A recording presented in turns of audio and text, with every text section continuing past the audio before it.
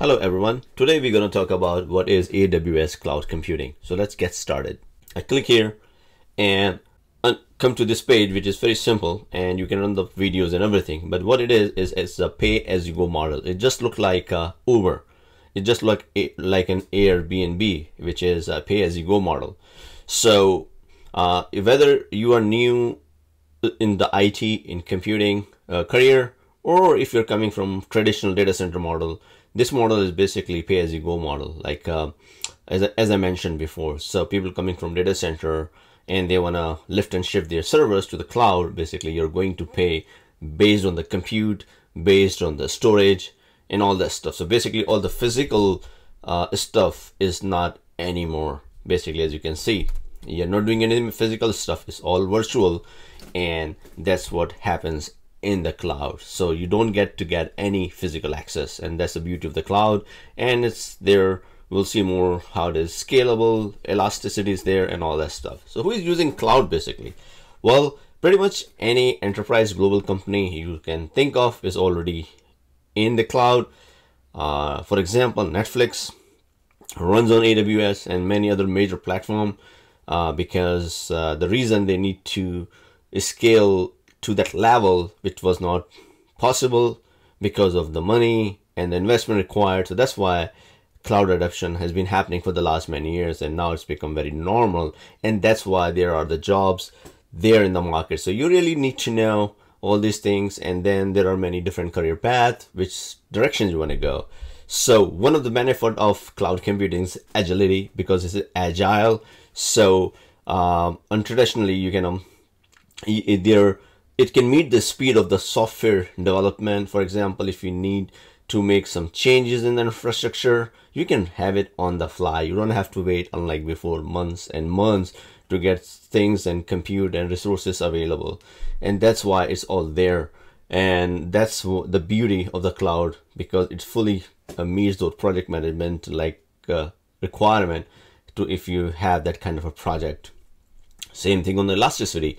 If you happen to have the requirement from 50 servers to 500 servers, and then not after the project is done, you don't need them anymore. That's the beauty of the Elastic. So pay as you go model, but at the same time you can increase and decrease. You can scale in and scale out, scale up and scale down.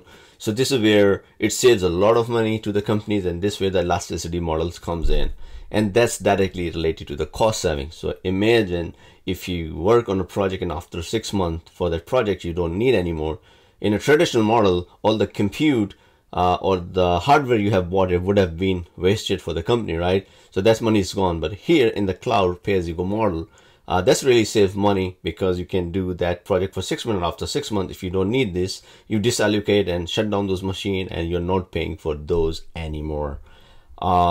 You can deploy this in globally in the minutes, because as I said before in my previous video about the regions. So if you happen to a company in US and you have an office in Asia Pacific, in Europe, and if you need to meet those GDPR, all these compliant, and you can deploy your resources anywhere. Or even if you think you're more majority of the customer across the ocean, you can spin up servers and machine and services in that region to have a better user experience. So doesn't matter where you stay, where your service is, you can literally deploy this machine in minutes and anywhere. So now let's look at the types of the model or the cloud computing. We have infrastructure as a service, platform as a service, and software as a service. So infrastructure basically coming from data center lift and shift model, where you need to move your compute. Let's say if you have a database server, you want to move to the cloud. This is where infrastructure as a service, and this is where you are responsible for managing it. Platform as a service, you don't have to manage the clusters and hardware and all that stuff, but they will give you good enough environment where you can plan it, some level of access as a platform, but you do not need to manage the underlying infrastructure. So for example, you have a cluster, so you manage the cluster, you have a firewall cluster, a database cluster. So you're not making the cluster, they are there by default, by design. And then you can build application on top of that, and you can use the PaaS for your SaaS services. Now comes to the SaaS, which is software as a service. So take an example for Microsoft Office 365 is a SaaS service, or Google Email is a SaaS services. So you don't really have any access to the platform as a service, means you don't have any access to the database, and you don't even have access to the underlying physical hardware. And that's the beauty of the SaaS, because you need the service, you pay for the service, and that's it. If you need a 100 GB mailbox, there you go.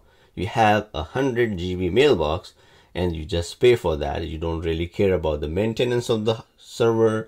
You don't pay for the hardware. You don't pay for any antivirus. You don't have to pay for anything backup.